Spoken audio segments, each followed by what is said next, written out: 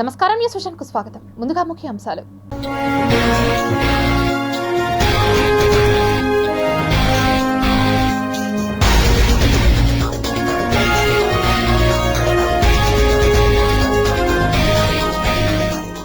ఆస్ట్రా క్షిపణి తయారీకి భారత వైమానిక దళం ఆమోదం.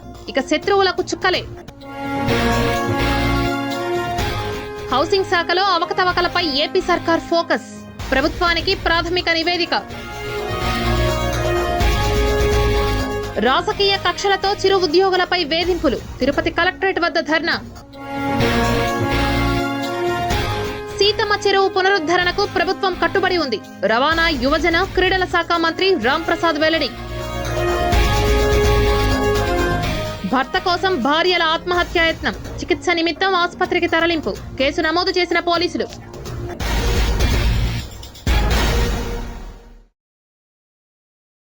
ఇక వార్తల్లోని వివరాలు చూద్దాం. గృహ నిర్మాణం పేరిట కేంద్రం నిధులు దుర్వినియోగమయ్యాయా అంటే అవుననే అంటోంది ఆంధ్రప్రదేశ్ ప్రభుత్వం. ఏపీ హౌసింగ్ శాఖలో భారీగా అక్రమాలు జరిగినట్లు అధికారుల ప్రాథమిక విచారణలో తేలింది. గృహ నిర్మాణ శాఖలో అవకతవకలు జరిగాయని ఎన్నికలకు ముందు టీడీపీ నేతలు ఆరోపించారు. తాము అధికారంలోకి వస్తే అవినీతిపై విచారణ చేపడతామని అప్పట్లోనే హెచ్చరించారు. అధికారంలోకి రావడంతో హౌసింగ్ శాఖలో జరిగిన అవకతవకలు, అక్రమాలపై ప్రస్తుత కూటమి ప్రభుత్వం ఫోకస్ పెట్టింది.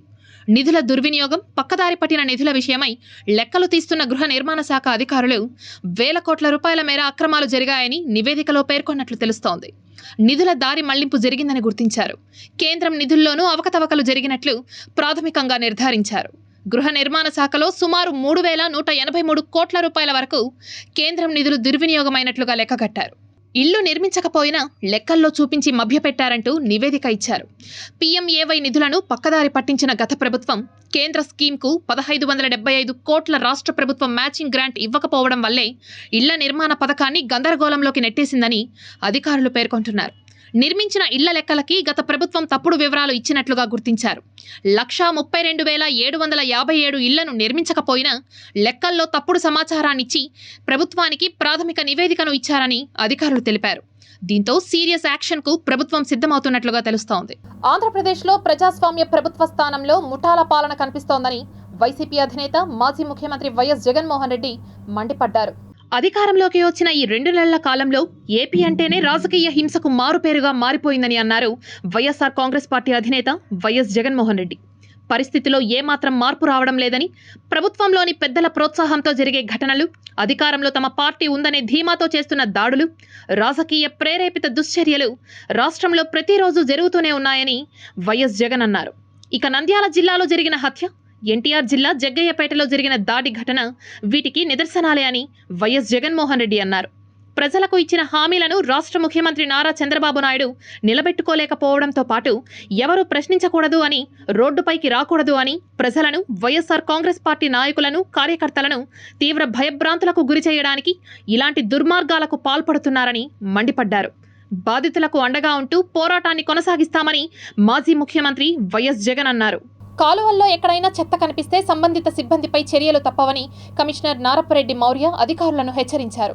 సోమవారం వేకువజామున నుంచి నగరంలోని పలు ప్రాంతాల్లో డ్రైనేజీ కాలువలను ఇంజనీరింగ్ అధికారులతో కలిసి నగరపాలక సంస్థ కమిషనర్ పరిశీలించారు. అంతకుముందు తిరుపతి నగరంలోని న్యూ మారుతినగర్, ముత్యాలరెడ్డిపల్లి, పంచాయతీ కార్యాలయం, ఈఎస్ఐ ఆసుపత్రి, స్విమ్స్ కూడలి ప్రాంతాల దగ్గర పునఃప్రారంభోత్సవానికి సిద్ధం చేస్తున్న అన్నా క్యాంటీన్లను పరిశీలించారు. అలాగే నగరంలో పలుచోట్ల ఉన్న డ్రైనేజ్ కాలువలను పరిశీలించి త్వరితగతిన చెత్త లేకుండా చూడాలని ఇంజనీరింగ్ అధికారులను ఆదేశించారు. వైఎస్ఆర్ కాంగ్రెస్ పార్టీకి చెందిన తిరుపతి ఎంపీ మధ్యల గురుమూర్తి పార్లమెంట్లో మాట్లాడుతూ పులికాట్ సరస్సు ముఖద్వారం పూడికతీత పనుల్ని వెంటనే మొదలు పెట్టాలని ప్రభుత్వానికి విజ్ఞప్తి చేశారు. Local fishermen from very poor background sir, relying on traditional fishing method sir, and motor boats with 5 HP engines sir. Currently under PMSSY scheme only 40% subsidy is provided for the purchase of boats and nets sir. This level of subsidy places a significant financial burden on the fishermen community sir. To elevate this burden and support their livelihoods more effectively, it is essential to increase the subsidy up to 75% sir. Okay. The fisheries sector also faces a gaps in infrastructure, technology and skilled manpower and extension services sir. There is also limited financial inclusions and social protection for fishermen with inadequate access to credit and insurance, sir. Next. Madanapalle పట్టణంలోని చంద్ర కాలనీలో భర్త కోసం ఇద్దరు భార్యలు ఆత్మహత్య యత్నానికి పాల్పడ్డారు. అన్నమయ్య జిల్లా Madanapalle tomato market యార్డ్లో పనిచేసే రెడ్డి శేఖర్కు మొదటి భార్య దుర్గమ్మ ఉండగా లక్ష్మి అనే మహిళను మరో వివాహం చేసుకుని జీవనం సాగిస్తున్నాడు. అయితే ఇద్దరు భార్యలు చిన్నపాటి విషయానికై గొడవపడి పురుగుల మందు తాగి ఆత్మహత్య యత్నానికి పాల్పడ్డారు. తక్షణమే కుటుంబ సభ్యులు గుర్తించి వారిని మదనపల్లె ప్రభుత్వ ఆసుపత్రికి తరలించారు. చికిత్స పొందుతున్న ఇద్దరు భార్యల నుంచి 2వ పట్టణ పోలీసులు వాంగ్మూలం సేకరించి విచారణ కొనసాగిస్తున్నారు. వాడా కట్టుకునే పిల్లని పెట్టుకుని నా కూతురు కన్నేసాడు. నా కూతురు వాడే కావాలంట, అంది బిడ్డలు వద్దంట, వాడే కావాలంట. వాని కోసమే వాని పెళ్ళమంది తినిందని ఇది కూడా పెళ్ళమంది తినింది. తిరుపతి జిల్లా శ్రీకాళహస్తి బీసీ అగ్రహారం కూడలిలో అగ్ని ప్రమాదం చోటు చేసుకుంది. శ్రీకాళహస్తిలోని ఓ దుకాణంలో అగ్ని ప్రమాదం జరిగింది. నర్తకి బార్ పక్కనే ఉన్న సైకిల్ టైర్ షాప్లో షార్ట్ సర్క్యూట్ కారణంగా మంటలు చెలరేగడంతో షాపు యజమానితో పాటు చుట్టుపక్కల ఉన్న దుకాణదారులు బయటకు పరుగులు తీశారు. స్థానికులు వెంటనే అగ్నిమాపక కేంద్రానికి ఫోన్ చేసి విషయం చెప్పడంతో ఫైర్ సిబ్బంది సంఘటనా స్థలానికి చేరుకొని మంటలను అదుపు చేశారు. మంటల్లో దుకాణం మొత్తం దగ్ధమైనట్లు బాధితులు మీడియాకు తెలిపారు.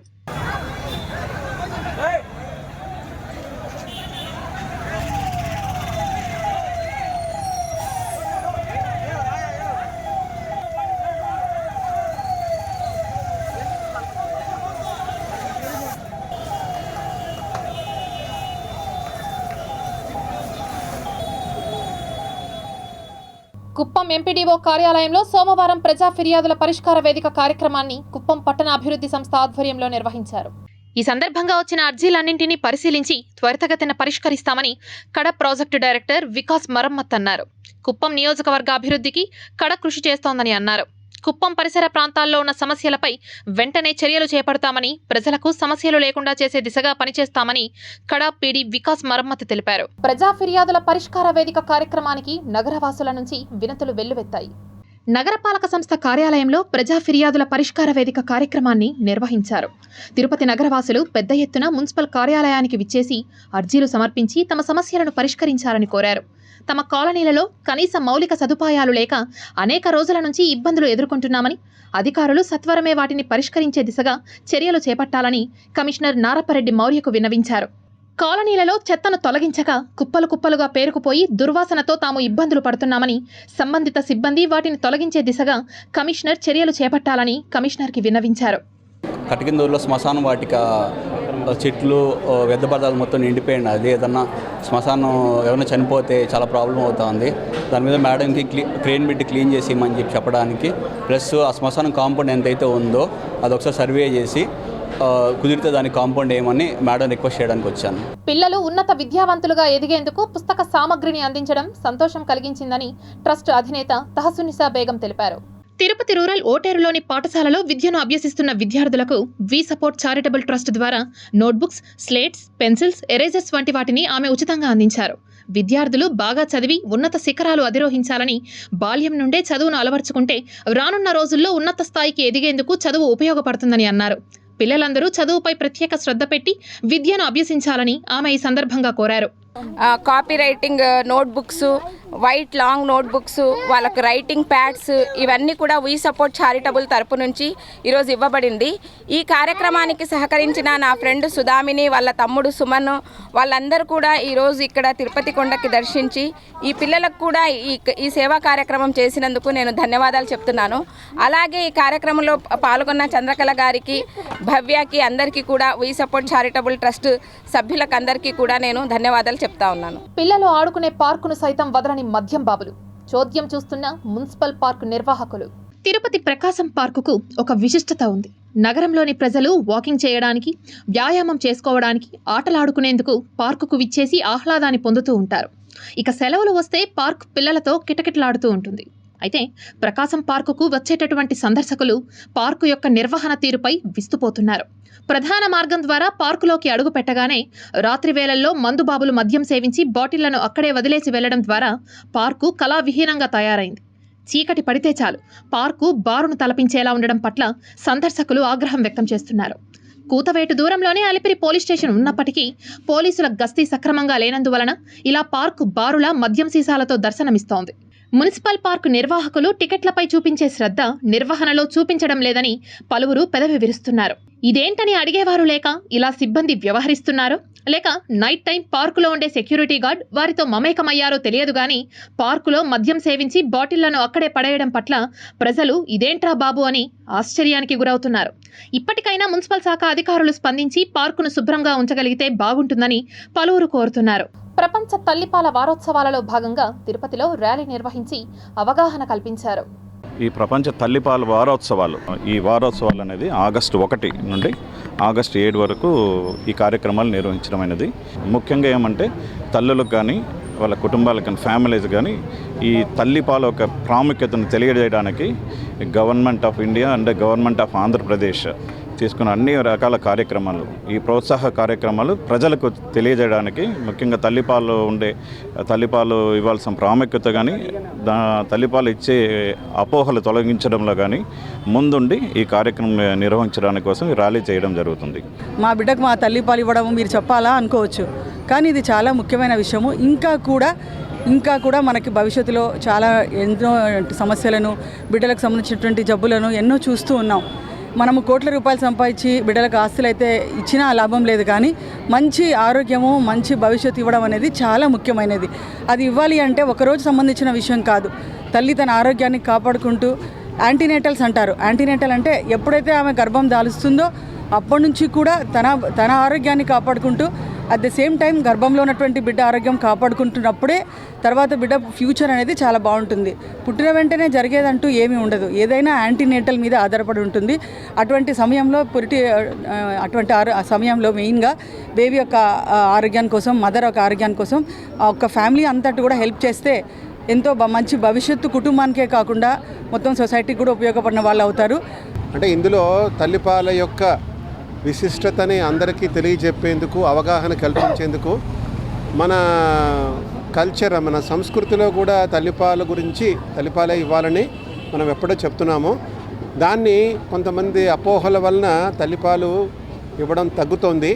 సో దాన్ని గుర్తించి మొత్తం భారతదేశం అంతటా కూడా ఈ తల్లిపాల వారోత్సవాలని పురస్కరించుకొని ఈ తల్లిపాల యొక్క ప్రాముఖ్యతని, ప్రత్యేకంగా ముందుగా వచ్చే ముర్రిపాలు అంటే కొలాస్ట్రమ్ అంటాము, దాన్ని ఇవ్వడం పట్ల అవగాహన కల్పించడం కోసం మేమందరం ఇలాగా అందరికీ అవగాహన కల్పించి, అందుకని ప్రతి తల్లి కూడా తన పరిస్థితులు ఎలా ఉన్నా, ఉద్యోగ రీతి అయితే కావచ్చు, తను ఏదైనా వేరే వర్కింగ్ ఉమెన్ అయినా కావచ్చు, బయట లేబర్ అయినా కావచ్చు, ఖచ్చితంగా పాలు ఇచ్చి తన బిడ్డను కాపాడాలనేది ముఖ్య ఉద్దేశం. తిరుమల శ్రీవారిని పలువురు ప్రముఖులు దర్శించుకున్నారు. తిరుమల శ్రీవారి నైవేద్య విరామ సమయంలో పూతలపట్టు ఎమ్మెల్యే మురళీమోహన్, తిరుపతి పట్టణ జనసేన అధ్యక్షులు కిరణ్ రాయల్, సినీ నటి యాంకర్ శ్రీముఖి తదితరులు శ్రీవారిని దర్శించుకున్నారు. వీరికి రంగనాయకుల మండపంలో వేద పండితులు వేద ఆశీర్వచనాలు చేసి స్వామివారి తీర్థ ప్రసాదాలను అందించారు. అనంతరం వీరు ఆలయం వెలుపల మీడియాతో మాట్లాడారు. ప్రతిరోజు కూడా సామాన్య భక్తులకి అధిక ప్రాధాన్యతనిస్తున్నారు.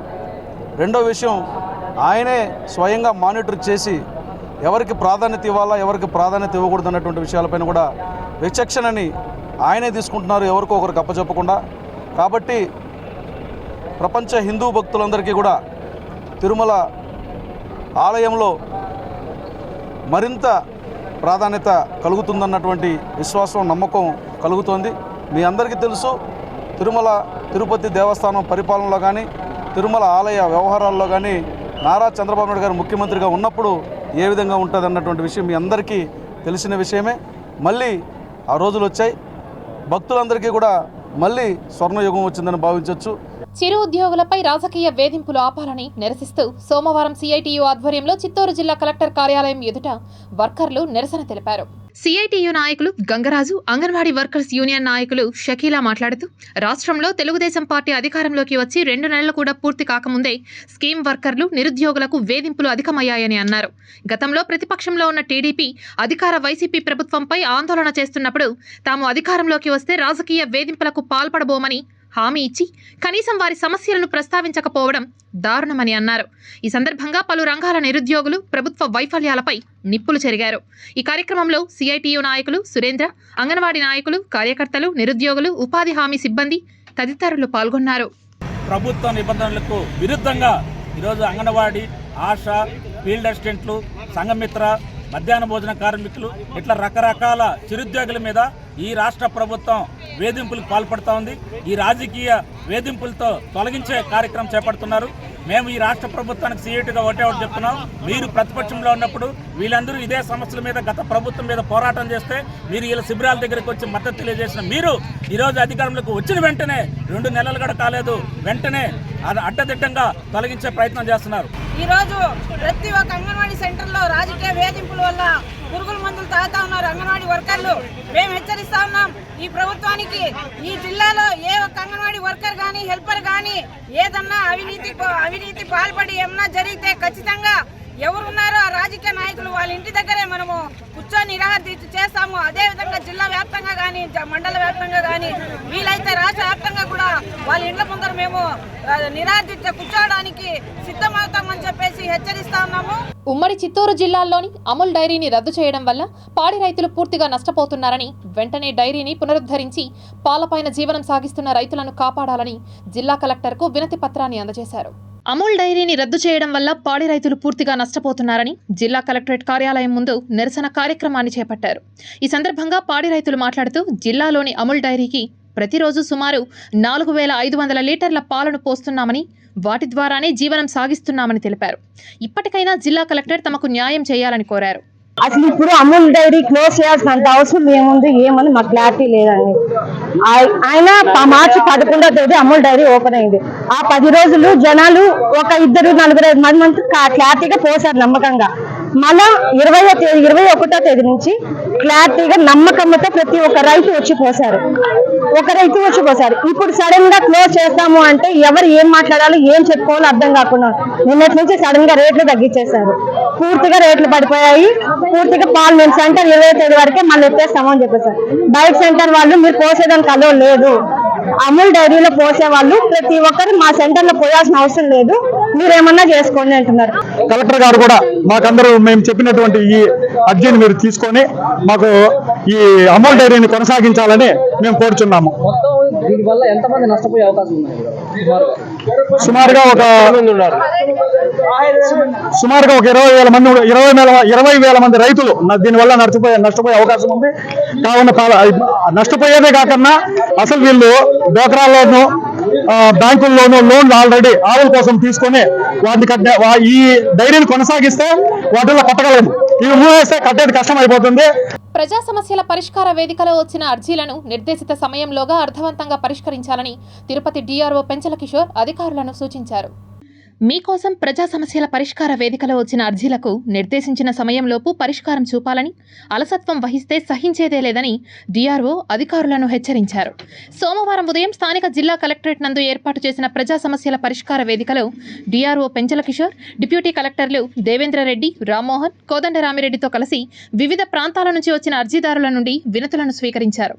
అధికారులు అందరూ సదరు అర్జీలపై ప్రత్యేక దృష్టి సారించి వేగవంతంగా, నాణ్యతగా, అర్థవంతంగా పరిష్కారం చూపాలని గ్రీవెన్స్ కు హాజరైన వివిధ శాఖలకు సంబంధించిన అధికారులను ఆయన ఆదేశించారు. తమ భూముల్ని 22A కింద చేర్చడం వల్ల తమకు అనేక సమస్యలు ఎదురవుతున్నాయని కార్మిక నాయకులు వాపోయారు. మధ్యతరగతి కుటుంబాలకు సంబంధించిన కార్మికులు వారి పిల్లల చదువుల కోసం, ఆరోగ్య సమస్యల కోసం, పిల్లల పెళ్లిళ్ల కోసం అత్యవసరమైనప్పుడు బ్యాంకు రుణాలు పొందాలన్నా, అమ్మాలన్నా దీనివల్ల సమస్యలు ఎదురవుతున్నాయని ఎస్వి ఆటోనగర్ మెకానిక్ అసోసియేషన్ నాయకులు వెంకటేష్ ఆవేదన వ్యక్తం చేశారు. కాబట్టి దయవుంచి ఈరోజు మేము కలెక్టర్ గారిని కోరాము, దయవుంచి ఈ సమస్యను వెంటనే పరిష్కరించి, ఎందుకంటే ప్రభుత్వాన్ని స్థలం కాబట్టి ప్రభుత్వం నిషేధిస్తే హాస్యాస్పదంగా ఉంది. దయచేసి చాలా మంది పేద కార్మికులు ఉన్నారు, రెక్కార్తం డొక్కాడిన పరిస్థితి. వాళ్ళ పిల్లల పెళ్లి చేసుకోవాలన్నా, వారి ఆరోగ్య సమస్యలు తీర్చుకోవాలన్నా, పిల్లలు ఉన్న చదువులు కావాలన్నా కూడా బ్యాంకు రుణాలు పొందాలని చాలా కష్టంగా ఉంది. కాబట్టి మా యూనియన్ నాయకులు, మా సెక్రటరీ మట్టా ప్రసాద్ రెడ్డి అందరూ కూడా ఎన్నో ప్రయాణాలు కలవడం జరిగింది. కాబట్టి దయవుంచి ఈ ఎలక్ట్రానిక్ ప్రింట్ ద్వారా మాకు న్యాయం చేయాల్సిందిగా కోరుకుంటున్నాను. శ్రీకాళహస్తి పట్టణంలో బలవంతపు మత మార్పుడిల్ని, హిందువులపై దౌర్జన్యాల్ని వ్యతిరేకిస్తూ బీజేపీ ఆధ్వర్యంలో ధర్నా కార్యక్రమం నిర్వహించారు. ఏర్పేడు మండలం పరిసర ప్రాంతాల్లో గత కొద్ది రోజులుగా క్రిస్టియన్ మతస్థులు విచ్చలవిడిగా ఇంటింటికి వెళ్లి మత ప్రచారం చేస్తున్నారు. దానికి తోడు మత మార్పిడిలను ప్రోత్సహిస్తున్నారు. దీనిని ప్రశ్నించిన వాళ్లపై దౌర్జన్యాలు చేస్తున్నారని, అలాంటి వారిపై కఠిన చర్యలు తీసుకోవాలని విశ్వ హిందూ పరిషత్ మరియు భారతీయ జనతా పార్టీ ఆధ్వర్యంలో ఏర్పేడు పోలీస్ స్టేషన్ ఎదుట ధర్నా చేపట్టారు. ఆవులపల్లి రిజర్వాయర్ భూ నిర్వాసితులకు మేలు జరిగేలా సీతమ్మ చెరువు పునరుద్ధరణ విషయంపై రాష్ట్ర ముఖ్యమంత్రి చంద్రబాబు దృష్టికి తీసుకువెళ్తానని మంత్రి మండిపల్లి రాంప్రసాద్ తెలిపారు. రాష్ట్ర రవాణా, యువజన, క్రీడల శాఖ మంత్రి మండిపల్లి రాంప్రసాద్ రెడ్డి సోమవారం చిత్తూరు జిల్లాలో పర్యటించారు. ఈ పర్యటనలో భాగంగా పొంగనూరు నియోజకవర్గ సోమల మండలంలో ఆవుల రిజర్వాయర్ను పరిశీలించారు. ఈ సందర్భంగా ఆయన మాట్లాడుతూ సీతమ్మ చెరువును పునరుద్ధరించేందుకు ముఖ్యమంత్రి దృష్టికి తీసుకువెళ్లడం జరుగుతుందని అన్నారు. రైతులకు న్యాయం చేస్తానని మంత్రి హామీ ఇచ్చారు. ఆస్టర్ నారాయణాద్రి హాస్పిటల్లో గత సంవత్సరం మోకాలు మార్పిడి ఆపరేషన్ చేసుకున్న వారి కోసం ప్రత్యేక క్రీడా ప్రదర్శన నిర్వహించినట్లు వైద్యులు తెలిపారు. తిరుపతి రేణిగుంట రోడ్లోని ఆస్టర్ నారాయణాద్రి హాస్పిటల్లో కీళ్ల మార్పిడి ఆపరేషన్ చేయించుకున్న పేషెంట్స్కి క్రీడా పోటీలు నిర్వహించామని వైద్యులు తెలిపారు. కీళ్ల మార్పిడి ఆపరేషన్ తర్వాత నిత్యం వ్యాయామం చేయడం, ఎముకలు బలపడడానికి తగిన జాగ్రత్తలు తీసుకోవడం గురించి అవగాహన కల్పించారు. ఆసుపత్రిలో అత్యుత్తమమైన వైద్యాన్ని అందించడానికి ఎప్పుడూ కృషి చేస్తామని ఈ సందర్భంగా డాక్టర్లు తెలిపారు. రోగుల ప్రత్యేక అవసరాలను పరిగణలోకి తీసుకుంటూ వారికి సరైన అవగాహన కల్పిస్తున్నామని ఆసుపత్రి ముఖ్య అధికారి శ్రీధర్ ముని, ప్రముఖ డాక్టర్ సునంద్ కుమార్ రెడ్డి తెలిపారు. తర్వాత చాలా యాక్టివ్ లైఫ్ స్టైల్, అంటే మనం వాకింగ్ కానీ ఇవన్నీ చాలా యాక్టివ్గా మన శరీరాన్ని ఉంచుకోవడం చాలా ఇంపార్టెంట్. ఎందుకంటే మనకి బరువు పెరగడంతో పాటు వచ్చే ఊబకాయంతో పాటు వచ్చే మిగతా సమస్యలు లాంటి షుగరు, బీపీ, థైరాయిడ్ లాంటివి తగ్గించుకోవాలంటే మనం లైఫ్ స్టైల్ చాలా యాక్టివ్గా ఉండాలి. యాక్టివ్గా ఉండాలంటే మనం బాగా నడవడం, అటువంటి యాక్టివ్ పనులు చేయాలి. అంటే మనకి కుంటే అలవాటు ఉంటుంది అనమాట, అటు ఇటు పోవటం అలవాటు ఉంటుంది. ఆ తర్వాత ఇప్పుడు నేను చాలా మంది చూసినప్పుడు ఏంటంటే కొంతమంది చాలా చక్కగా, అంటే అసలు ఆపరేషన్ వీళ్ళకి చేసామా వీళ్ళైతే వీళ్ళ మదర్కి చేసామా అనేది మనకి గబక్కన గుర్తుండదు. అంటే పేషెంట్ నేను ముఖం గుర్తుంటే చెప్తే గుర్తుండదు, అంత బాగా నడుస్తూ ఉన్నారు. కొంతమంది ఇప్పటికీ ఆపరేషన్కి ముందు నేను ఎట్లా చూశాను వాళ్ళని అదే విధంగా నడుస్తూ, అంటే అంత కాకపోయినా కూడా అంటే నాకు చూడంగానే నాకే సాటిస్ఫాక్షన్ లేదు, నాకే కొంచెం బాధ అనిపిస్తుంది. అంటే కొంచెం పోగుతా ఉన్నారు అనమాట. ఆగస్టు 19న జరగబోయే టీటీడీ ఎంప్లాయీస్ బ్యాంక్ ఎన్నికల్లో టీటీడీ ఉద్యోగస్తుల అభివృద్ధి కోసం పాటుపడే వారికి పట్టం కట్టాలని తిరుపతి ప్రెస్ క్లబ్లో ఏర్పాటు చేసిన విలేకరుల సమావేశంలో TTD staff and workers united front నేతలు పిలుపునిచ్చారు. ఈ సందర్భంగా మా ఆర్గనైజేషన్గా అంతకుముందు ఎంప్లాయీస్ ఎలక్షన్స్లో గెలిపించారు మమ్మల్ని. ఎంప్లాయీస్ బ్యాంక్ డైరెక్టర్ ఎలక్షన్స్లో ప్రతి ఎన్నికల్లోనూ మమ్మల్ని గెలిపిస్తున్నారు. మొన్న ఇద్దరిని గెలిపించారు. ఈసారి మేము మన TTD staff and workers united front leader, గతంలో 2007లో ఎంప్లాయీస్ ఎలక్షన్స్లో గెలిచినటువంటి వ్యక్తి పూజారి రత్నప్రభాకరు. అదేవిధంగా TTD staff and workers united front కోశాధికారిగా గత 20 సంవత్సరాలుగా పనిచేస్తున్నటువంటి పద్మనాభం, సిపిఎస్ ఎంప్లాయీస్ యూనియన్ లీడర్గా, వినాయక్ నగర్ క్వార్టర్స్ అసోసియేషన్ సెక్రటరీగా, టీటీడీ రిసెప్షన్ విభాగం కార్మికుల యొక్క ఉద్యోగస్తుల యొక్క ప్రతినిధిగా ఉన్నటువంటి పట్నం దయాకర్ని మేము ముగ్గురిని కూడా ఈ సందర్భంగా మేము ప్రతిపాదిస్తున్నాం. అఖిల భారతీయ యాదవ మహాసభ ఆంధ్రప్రదేశ్ రాష్ట్ర యోజన విభాగం అధ్యక్షులుగా తిరుపతికి చెందిన చిట్టిబోయిన శంకర్ యాదవ్ను నియమించినట్లు ఆ సంఘం ఒక ప్రకటనలో తెలిపింది. ఢిల్లీలో జరిగిన అఖిల భారత యాదవ మహాసభ కార్యవర్గం ఈ మేరకు నిర్ణయం తీసుకుంది. ఈ కార్యక్రమంలో జాతీయ అధ్యక్షుడు మహేష్ యాదవ్, ఉపాధ్యక్షులు అన్నా రామచంద్ర యాదవ్, ప్రధాన కార్యదర్శి నర్తూ నరేంద్ర యాదవ్, రాష్ట్ర అధ్యక్షుడు లాకా వెంకలరావు యాదవ్ పాల్గొన్నారు. ఈ సందర్భంగా శంకర్ యాదవ్ను పలువురు నేతలు అభినందించారు. తిరుపతి రైల్వే స్టేషన్కు వచ్చే యాత్రికులకు ప్రతి నెల 5వ తేదీ అన్నదానం చేస్తున్నామని అక్కడి జీప్ స్టాండ్ అధ్యక్షులు బాలాజీ తెలిపారు. అందులో భాగంగా సోమవారం అక్కడ యాత్రికులకు అన్నదానం చేశామని ఆయన తెలిపారు. అంతకుముందు బాలాజీ జాలీ రాయల్ మీడియాతో మాట్లాడుతూ అన్ని దానాలలోకెల్లా అన్నదానం మిన్నా అని అన్నారు. అందులో భాగంగానే తమ మిత్ర బృందం అందరి సహాయ సహకారాలతో అన్నదాన కార్యక్రమం చేయడం తమకు ఎంతో సంతోషాన్నిచ్చిందని అన్నారు. ఒక మంచి కార్యక్రమం తలపెట్టాలని చెప్పనేసి railway station main gate Shri Padmavati jeep drivers union పెద్దలు జేబీ బాలాజీ గారు మరియు జాలీ రాయల్ గారు సంకల్పించారు. దీనికి తోడు గౌరవనీయుల పెద్దలు జేబీ అన్నగారి సహకారంతో ప్రతి నెల 5వ తారీఖున దాదాపు కొన్ని వందల మందికి అన్నదాన కార్యక్రమం చేస్తున్నారు. ఇందులో మిత్రులు ప్రతి ఒక్క ఓనర్ కమ్ డ్రైవర్స్ కూడా పాల్గొంటూ ఈ ఒక్క కార్యక్రమాన్ని జయప్రదం చేస్తున్నారు. ప్రతి నెల 5వ తేదీ ఈ RS1 కుటుంబం railway station main gate taxi union ప్రతి ఒక్కరూ దీనికి సహకరించి ప్రతి డ్రైవర్, ఓనర్ ప్రతి ఒక్కరూ దీంట్లో పాల్గొని ప్రతి నెల 5వ తేదీ 1000 మందికి పైగా అన్నదానం జరిగే కార్యక్రమం ఖచ్చితంగా చేస్తున్నారు. దీనికి ఇంకా ఎవరైనా మాకు ఎంకరేజ్ చేసే వాళ్ళు ఉన్నా కూడా ప్రతి నెల మీ సహకారం మీకు ఎవరైనా ఇవ్వాలనుకున్నా కూడా ఖచ్చితంగా ఇవ్వచ్చు, దీనిలో పాల్గొనవచ్చు. రాష్ట్రంలో రాజకీయ కక్షతో చిన్నపాటి ఉద్యోగుల్ని అక్రమంగా తొలగించడాన్ని, వేధింపులకు గురి చేయడాన్ని వ్యతిరేకిస్తూ తిరుపతి జిల్లా కలెక్టరేట్ వద్ద CITU ఆధ్వర్యంలో పెద్ద ఎత్తున ధర్నా నిర్వహించారు. రాజకీయ కక్షలకు చిరు ఉద్యోగులు బలవుతున్నారని సిఐటియు జిల్లా కార్యదర్శి జయచంద్ర ఆవేదన వ్యక్తం చేశారు. రాష్ట్ర వ్యాప్తంగా చేపట్టిన ఆందోళనలో భాగంగా తిరుపతి జిల్లా కలెక్టరేట్ కార్యాలయం ముందు సిఐటియు ఆధ్వర్యంలో పెద్ద ఎత్తున ధర్నా కార్యక్రమాన్ని చేపట్టారు. సిఐటియు జిల్లా అధ్యక్షుడు Balasubrahmanyam, anganwadi workers and helpers union జిల్లా కార్యదర్శి వాణిశ్రీ ధర్నాను ఉద్దేశించి మాట్లాడారు. రాష్ట్ర వ్యాప్తంగా కూటమి ప్రభుత్వం అధికారంలోకి వచ్చిన తరువాత చిరు ఉద్యోగులపైన రాజకీయ వేధింపులు విపరీతంగా పెరిగాయని, రాయలసీమ జిల్లాల్లో ఈ వేధింపులు తీవ్రంగా ఉన్నాయని ఆరోపించారు. అనంతపురం జిల్లాలో మధ్యాహ్న భోజన కార్మికులు 670 మందిని తొలగించారని, ప్రకాశం జిల్లా ఎర్రగొండపాలెంలో 300 మందికి పైగా వివోఏలను తొలగించారని, రాష్ట్ర వ్యాప్తంగా ఫీల్డ్ అసిస్టెంట్లు 2360 మందిని తొలగించారని, రాష్ట్రంలో ఇప్పటి వరకు 4 చిరుద్యోగులు ఆత్మహత్యలు చేసుకుని చనిపోయారని తెలిపారు. ఆశా, అంగన్వాడీలతో పాటు ఇతర రంగాల్లో కార్మికులను అనేక జిల్లాల్లో రాజకీయ నాయకులు తీవ్రంగా వేధిస్తున్నారని అన్నారు. ఈ తొలగింపులన్నీ చట్ట వ్యతిరేకమని, సిఐటియు ద్వారా హైకోర్టులో కేసులు వేసి న్యాయ పోరాటం కూడా చేస్తామని వివరించారు.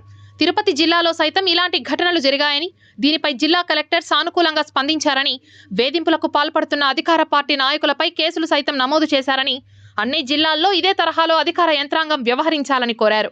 చిత్తూరు జిల్లా పుంగనూరు శ్రీ బోయకొండ గంగమ్మ హుండీ లెక్కింపు కార్యక్రమాన్ని దేవస్థానం అధికారులు నిర్వహించారు. సోమవారం నిర్వహించిన హుండీ లెక్కింపుల్లో 37 రోజులకు గాను 86.85 లక్షల రూపాయల ఆదాయం నగదు రూపంలో వచ్చిందని ఆలయ అధికారులు తెలిపారు. Tirupati gold jewellery and silver merchants association సమాచారం మేరకు తిరుపతి లోకల్ బులియన్ మార్కెట్లో బంగారం, వెండి ధరలు ఇలా ఉంటాయి. 24 క్యారెట్ల అపరంజి బంగారం 10 గ్రాముల ధర 71,740 రూపాయలు. 22 క్యారెట్ల బంగారం 1 గ్రాము ధర 6,425 రూపాయలు. వెండి 1 కేజీ ధర 82,800 రూపాయలు. రీటైల్ వెండి 1 గ్రాము ధర 84 రూపాయల 80 పైసలుగా ఉంటుంది. వార్తలు ముగించే ముందు ముఖ్యాంశాలు మరోసారి చూద్దాం.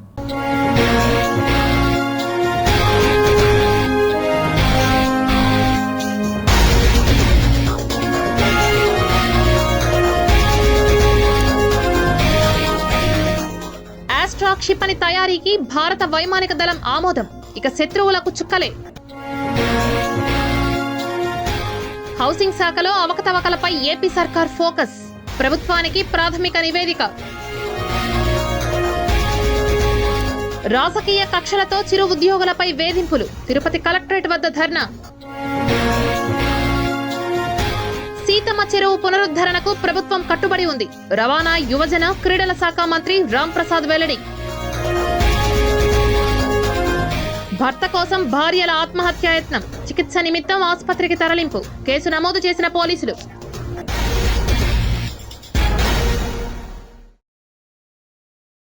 ఈ వార్తలు ఇంతటితో సమాప్తం. సమగ్ర సమాచారంతో న్యూస్ విషయంలో మళ్ళీ కలుద్దాం. అంతవరకు సెలవు. నమస్కారం.